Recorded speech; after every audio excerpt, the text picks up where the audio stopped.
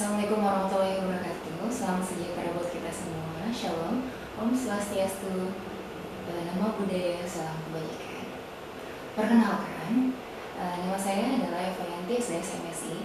Saya adalah dosen di Kemendikbud Tekdikti yang pada saat ini saya dihembaskan di Prodi Animasi Fakultas Seni Rupa dan Desain Institut Seni Indonesia Padang Panjang. Bidang ilmu yang saya lakoni adalah desain komunikasi visual. Saya dipercaya untuk mengampu beberapa kuliah teori dan praktek yang berhubungan dengan penciptaan karya desain, baik itu di Prodi Animasi maupun di Prodi Desain Komunikasi Visual. Beberapa mata kuliah yang saya ampu diantaranya adalah metode dan kisah desain, desain grafis, nirmana, tipografi, creative thinking maupun design thinking. Pada PDD UKTPT di bidang pengajaran kali ini, saya akan membahas tentang mata kuliah metode dan kisah desain yang terdapat di program studi desain komunikasi visual.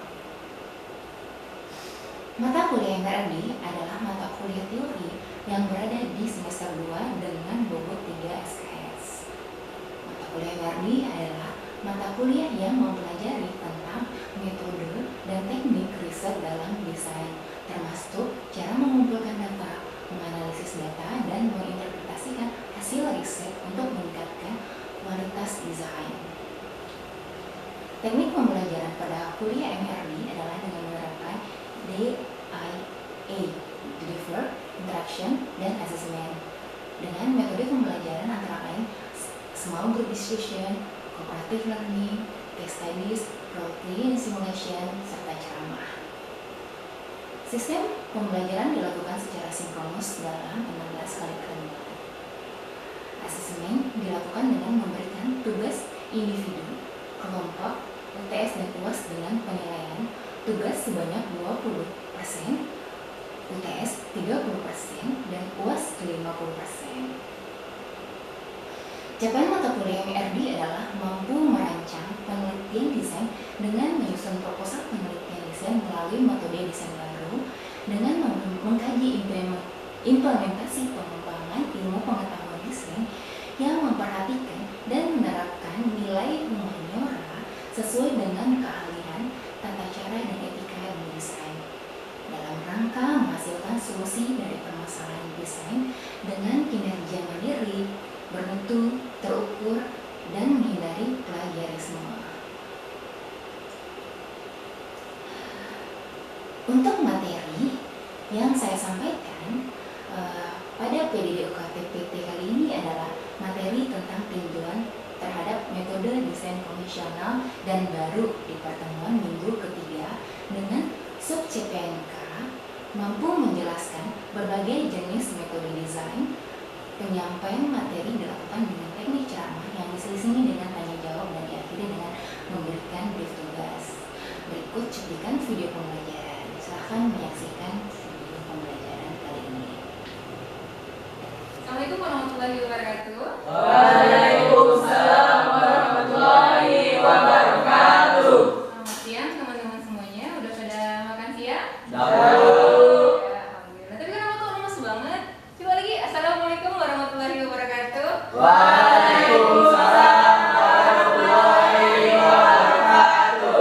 Oke, itu baru semangatnya ya. Jadi hari ini adalah minggu ketiga teman-teman untuk mata kuliah metode dan kisah desainnya. Jadi hari ini kita akan belajar materi baru. Buku-buku yang saya kasih kemarin udah dibaca? Ya, alhamdulillah. Jadi ya, hari ini kita akan bahas macam-macam metode ya teman-teman. Sebelum kita masuk ke materi baru, langkah baiknya kita berdoa dulu untuk hari ini sesuai dengan kepercayaan kita masing-masing. Berdoa untuk baik.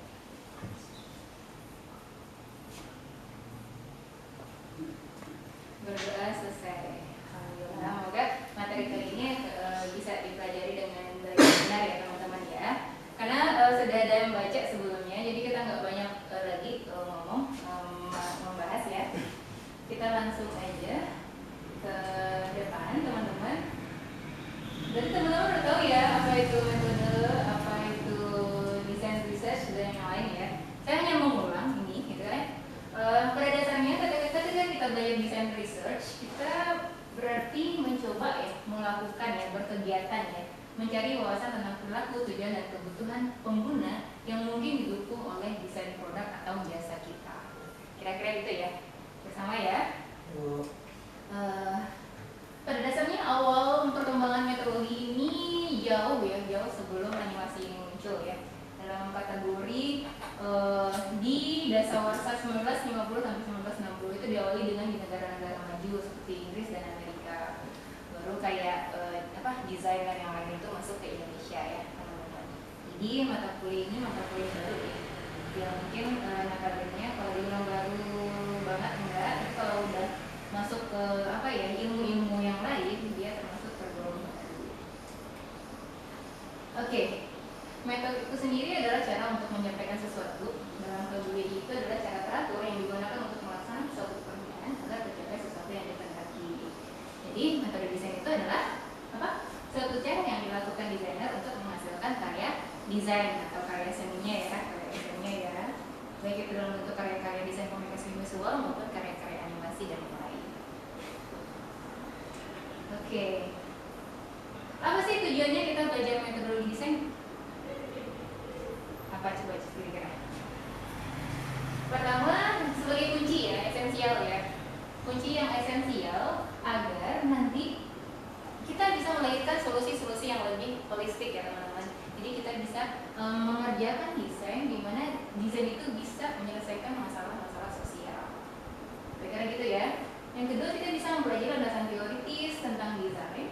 Terus yang ketiga adalah pengenalan dan tata cara urutan desainnya dengan benar seperti apa. Habis itu pengembangan kemampuan menganalisa dan membaca gejala-gejala kritis. Dalam artian gini, kalau teman-teman mau desain nih, desain batik misalnya kayak desain, teman-teman harus paham dulu ngedesain batik itu kayak gimana, nanti efeknya seperti apa gitu ya, kedepannya bagaimana, apakah bisa sustainable atau tidak gitu nanti di lingkungannya gitu kan ya, apakah dia mempengaruhi lingkungan atau tidak, dia mempengaruhi sosial atau tidak gitu ya. Jadi kita bisa mencerna, menganalisa lebih dulu gejala-gejala itu sebelum kita mendesain.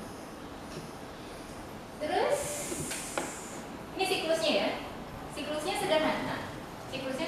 Yang pertama itu adalah permasalahan kehidupan sosial yang kenyataannya yang memang kita harus selesaikan. Kebutuhan desain muncul di situ. Habis itu pemecahan desain, proses produksi, diserap pasar, terus masuk balik lagi ke masyarakat konsumen. Paham ya? Kira-kira seperti itu teman-teman. Oke. Habis itu secara umum kita tahunya ada beberapa metode ya. Yang pertama itu ada yang namanya exposing.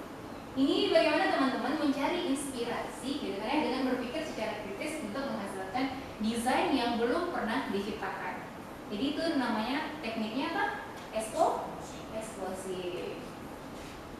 Terus yang kedua adalah namanya redefining. Redefining ini adalah metode yang digunakan dengan cara mengolah kembali suatu desain agar menjadi bentuk yang berbeda dan lebih baik. Jadi kira-kira nih suka nih pasti teman-teman ngelakuin hal yang seperti ini. Redefining ya, misalnya kita ketemu desain nih di mall gitu atau di mana gitu atau di Google di mana, terus kita lihat, kita perhatikan, terus kita revisi gitu kan ya, mungkin ada yang kurang, mungkin warnanya yang kurang gitu kan, atau telinganya orang kurang besar atau apa, terus kita desain ulang, kita revisi ulang menjadi lebih baik. Itu namanya teknik redefining ya, gitu. Terus ada namanya yaitu teknik managing. Managing ini merupakan metode dengan cara menciptakan desain secara berkelanjutan dan terus menerus. Jadi walaupun udah selesai desainnya, kita tetap mendesain ulang sampai benar-benar terpuaskan ya, baik itu secara sebagai desainernya maupun konsumennya ya, atau stakeholdernya atau orang-orang yang memang memakai desain kita tuh gitu ya. Terus habis itu kita masuk ke prototyping. Ini metode yang digunakan untuk memperbaiki atau memodifikasi desain warisan nenek moyang. Misalnya teman-teman punya nih gambaran desain rumah gadang Minangkabau seperti apa gitu. Terus teman-teman nggak suka nih, sekarang udah tren baru nih, udah nggak cocok lagi desain rumah gadang itu seperti itu gitu. Kira-kira teman-teman modif gitu kan ya, ala-ala Cosmo atau ala-ala modern gitu. desain yang memperbaiki ya, prototyping ya, yang memang nyatanya desain itu udah ada sebelumnya gitu ya, desain yang moyang ya, kira-kira gitu. Habis itu kita masuk ke desain konvensional. Jadi dari 5 tadi, ini ada lagi nih desain yang konvensional. Desain konvensional itu apa sih? Nanti kita lihat ya. Ini menurut Sarwo sama Lubis, apa coba desain konvensional? Kita lihat ya. Desain konvensional itu ada beberapa. Ada evolusi kriya namanya, ada metode merancang dengan gambar atau drawing. Ya. Metode evolusi kriya itu sama kayak teman-teman melihat teman-teman krianya ngedesain, pernah lihat sendiri, dia ngegambar sendiri, cetak sendiri, pernah kan ya? Terus nanti dia memasarkan sendiri kayak gitu ya. Itu biasanya dia cuma cetak satu-satu gitu kan ya. Itu namanya desain konvensional ya, by kriya namanya. Ada yang namanya metode merancang by drawing. Ini kita bikin polanya dulu. Biasanya banyak anak-anak arsitek tuh, anak-anak arsitek bikin pola dulu gitu kan ya, baru merancang gitu ya. Nah, itu namanya metode merancang dengan gambar ya atau drawingnya. Ini udah banyak ditinggalin sebenarnya gitu. Kita udah beralih ke metode desain baru. Kenapa? Karena ada beberapa kelemahan yang ditemukan ya ketika kita melakukan metode evolusi kriya atau metode by gambar ini. Yang pertama, kita tidak bisa mendeteksi masalah sosial yang ditimbulkan oleh produk yang dihasilkan. Misalnya, tebak kalau misalnya kita nih mau bikin desain misalnya kan ya, desain kriya misalnya pakai basic kita misalnya kulit misalnya kan ya. Kita ngedesain kulit itu terus-terusan misalnya, otomatis kan ada efek buruknya ya. Pertama, kulit langka, nanti ya ada perburuan liar, nanti ya otomatis kan muncul ya. Habis itu banyak hal gitu kan ya. Belum lagi nanti dampak lingkungannya lebih parah gitu kan ya. Kalau misalnya kita jor-joran gitu kan melakukan desain dengan kulit atau apa gitu kan ya. Jadi kita nggak bisa nentuin apa masalahnya ke depan gitu kalau kita terus-terusan gitu kan ya memakai basic desain kita itu dari tumbuhan atau dari hewan gitu ya. Ya sampai sini udah ngerti teman-teman? Udah ya? Oke, kita lanjut. Oke. Ada di sini namanya metode desain baru. Ini yang sedang kita lakukan sebagai desainer ya. Sebagai desainer kita tuh wajib ya mencoba memahami metode-metode yang bisa kita analisis dulu ya. Kita analisis dulu, habis itu kita coba pakai gitu kan ya, tanpa memberikan efek buruk ke lingkungan kita gitu ya. Dalam artian ada banyak yang solusi-solusi yang harus kita tawarkan dulu gitu kan ya, sebelum kita merancang desainnya gitu. Jadi kita harus tahu gitu. Oke, kalau misalnya kita nggak desain nih, desain mobil gitu kan ya, pakai tenaganya misalnya tenaga fosil misalnya, kira-kira itu bisa bertahan nggak ya sampai ratusan tahun ke depan gitu kan ya. Itu harus kita pertimbangkan. Makanya bagusnya memakai metode desain baru itu ya. Dalam metode desain baru itu yang paling penting adalah kita mendesainnya pakai tim, nggak sendirian. Beda ya, kalau evolusi kriya kita mendesainnya sendirian. Kalau metode desain baru itu kita pakai tim. Misalnya kalau kita mau bikin film animasi ya, itu tuh kita pakai tim gitu kan ya. Kita pakai tim dalam artian ada layouternya gitu kan ya, ada animate-nya gitu kan ya, ada desain grafisnya nanti gitu kan ya, ada storytelling-nya, dan ada banyak ya. Belum lagi yang di belakangnya ya, bagian-bagian produksinya gitu ya. Banyak sekali ketentuannya. Jadi kalau metode desain baru ini dalam artian metode desain baru ini kita lebih fokus ya ke stakeholdernya, pemiliknya pertama, owner gitu kan ya. Habis itu pelaksana pembuatannya atau produsernya, terus ada pengelola dan konsep dan pembuatannya itu terpisah. Jadi ada job-job sendiri gitu, ada brief-brief sendiri yang akan kita dapetin nanti gitu. Kita di posisi mana nih gitu. Apakah kita di posisi sebagai reporter kah, atau apa, coloring kah gitu kan ya, atau animat kah, atau yang lain. Clear ya? Paham ya? Oke. Jadi ada tujuh tahapan sih yang menurut saya ini benar-benar clear banget kita runtut gitu kan ya. Bagaimana sih cara berpikirnya gitu, bagaimana cara berpikir kita yang harus kita perbaiki dulu. Itu bagaimana kita menemukan masalah, bagaimana kita dengan PDKT dengan masalahnya, terus bagaimana kita bisa melihat masalahnya ke depan gitu kan ya. Terus bagaimana kita menganalisis, meringkas sampai menyelesaikan masalah tersebut dengan desain kita. Kira-kira gitu ya. Sampai di sini ada pertanyaan dulu nggak? Enggak, Bu. Ada, oke. Apa saja yang ada di ruang lingkup DKP, Bu? Oh, yang di kafe tadi ya? Ya, Bu. Oke. Dari ke sini ya. Kita oke. Next ya. Oke ya. Yang tadi ya. Iya. Sebenarnya kalau kita berbicara di kafe itu banyak banget ya ruang lingkupnya. Pertanyaan bagus. Saya suka sama pertanyaan Fahri. Jadi di DKV itu kita ada branding di situ gitu kan ya. Ada branding, ada animasi di situ ya. Ada komik di situ gitu kan ya. Ada logo, ada periklanan, advertising di situ. Terus ada lagi grafis lingkungan dan banyak hal. Jadi banyak banget ruang lingkup DKV ini ya.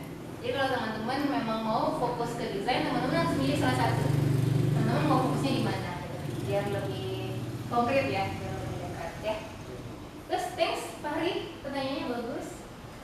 Terus kita masuk ya, bagaimana sih cara berpikir ala desainer komunikasi visual itu gitu kan ya. Di sini ada secara umum ya, kita tuh punya 3 kategori berpikir. Yang pertama logis, intuitif, sama prosedural ya. Apa aja itu? Intuitif, pernah tahu apa itu intuitif? Prosedur dan yang lain ya. Sama kayak berpikir ala desainer itu, dia punya kotak kaca, kotak hitam, dan organisasi sendiri. Apa itu? Ya, kayak gini ya. Kalau berpikir glass box itu maksudnya adalah berpikir rasional secara objektif dan sistematis. Jadi kita nggak ngawang-ngawang teman-teman. Jadi intinya dalam artian kita harus tuntut dulu apa yang harus kita kerjakan dulu nih gitu kan ya. Biasanya sasaran kita harus ditentukan dulu. Apa nih? Tujuannya apa? Goalnya ngedesain itu ngapain? Goalnya bikin animasi itu apa sih? Ya. Goalnya ngebikin logo itu apa gitu. Kayak gitu ya. Jadi harus tahu dulu goalnya. Ya. Tetapkan dulu. Jadi harus jelas sasaran serta strategi desainnya itu seperti apa. Ya. Habis itu baru kita analisis ya. Baru kita fokuskan ya, baru kita temukan solusinya apa gitu ya. Baru kita ngedesain ya teman-teman. Itu cara berpikir rasional tadi ya, atau glass box tadi. Terus ada yang namanya kotak hitam ya, atau black box. Ini intuitif ya teman-teman. Jadi ada tuh sang desainer gitu kan ya, yang emang udah desain aja lah dulu gitu kan ya. Inspirasinya datang ketika saya lagi bermendung gitu di sore hari gitu kan ya, di tepi pantai gitu kan ya, terus langsung skate, boleh. Itu intuitif ya gitu kan ya. Jadi dalam artian intuitif itu kita mengimajinasiin dulu apa sih gitu ya, bagusnya apa nih kita ngedesain gitu kan ya.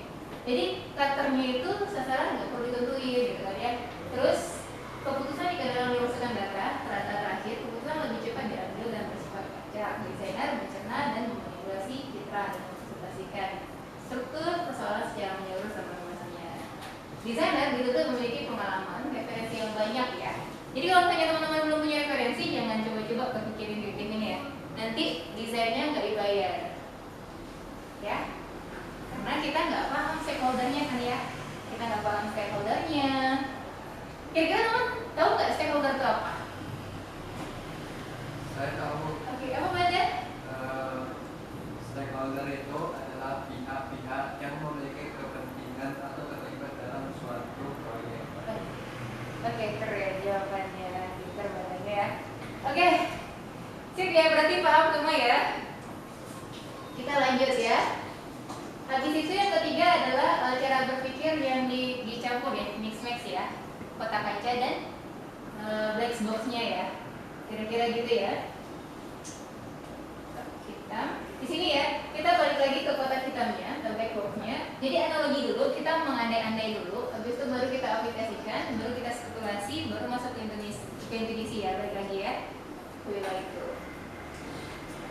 Yang ketiga ada yang namanya metode pengorganisasian diri atau self organization system. Itu tambahan ya, glass box dan black box-nya. Terus caranya gimana? Ya, cara memulai pertama untuk mendesain adalah temukan masalah. Ya, kalau nggak ada masalah berarti nggak perlu ada penyelesaian di slide. Clear ya? Caranya gimana? Banyak liburan, baca buku, streaming internet, main game, mengalami karya-karya desain yang terdahulu dan diskusi dengan teman-teman atau seniornya. Gampang kok, desain itu gampang. Clear ya? Contohnya sederhananya gini, teman-teman. Kalau mau dibikin ribet ya, ini proses panjang dalam desainnya. Jadi kita temukan permasalahan umum dulu, kita deteksi, selidiki. Selidiki ini gampang ya, boleh dengan pengamatan, boleh wawancara, boleh observasi dan yang lain ya. Terus habis penyelidikan baru kita memahami apa aja sih nanti solusi-solusi hipotesa-hipotesa baru yang ditawarkan untuk menyelesaikan masalah desainnya, gitu ya. Habis itu eksplorasi, baru kita bikin modelnya ya, prototipenya, prototip desainnya. Oke. Kira-kira udah lama banget ya. Waktunya udah habis ya teman-teman ya. Ada nih 5 menit lagi ya. Pantesan udah pada ngantuk semua. Kira-kira mau dikasih tugas atau enggak nih? Dikasih? Enggak, Bu. Enggak usah. Aduh. Kenapa banyak tugas ya? Oke, kalau gitu teman-teman lanjut membaca aja ya. Buku-buku yang saya kasih kemarin itu mau dibaca aja ya, teman-teman. Nggak perlu ada tugas hari ini. Sebelum saya tutup ada pertanyaan dulu nggak?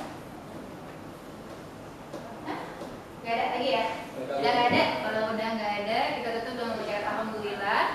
Assalamualaikum warahmatullahi wabarakatuh. Waalaikumsalam warahmatullahi wabarakatuh.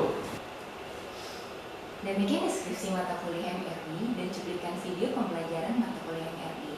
Terima kasih. Assalamualaikum warahmatullahi wabarakatuh. Salam sejahtera buat kita semua. Shalom, Om Swastiastu, dan Namo